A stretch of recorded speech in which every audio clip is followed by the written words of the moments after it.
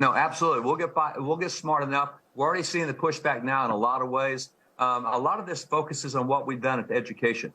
Why didn't we have these fights 30 years ago? And the answer is we knew too much about our own history. I mean, I just pulled some things. Rob, I'm surrounded with 160,000 pieces of original history from Columbus all the way through landing on the moon. And so a lot of that relates to Black history that we no longer teach.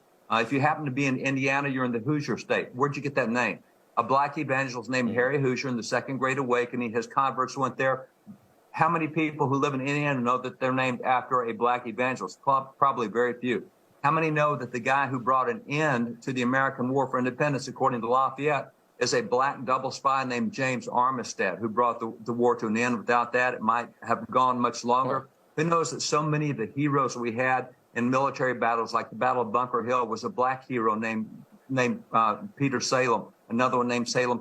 We just don't know that anymore. Amazing. We don't know the first Black man to receive a degree of higher education in America, which, by the way, was a soldier under George Washington, was a Minuteman in Massachusetts. There's so many things that go back. That's amazing. Even just one more that example. Is amazing.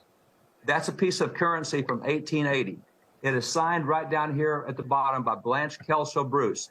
Now, Blanche Kelso Bruce is the first Black man to serve a full term in the U.S. Senate. He's the first Black man to be nominated for Vice President of the United States back in 1880.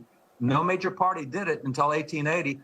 Who hears about him? That currency signed by a Black person in 1880, that he was nominated for Vice President? We don't hear that today. That's amazing. You don't hear that. You don't hear any of that. And our education is terrible in this country. We got to get rid of the teachers' unions, and maybe these kids will learn something in school. David Barton, we appreciate you coming on. That was really good.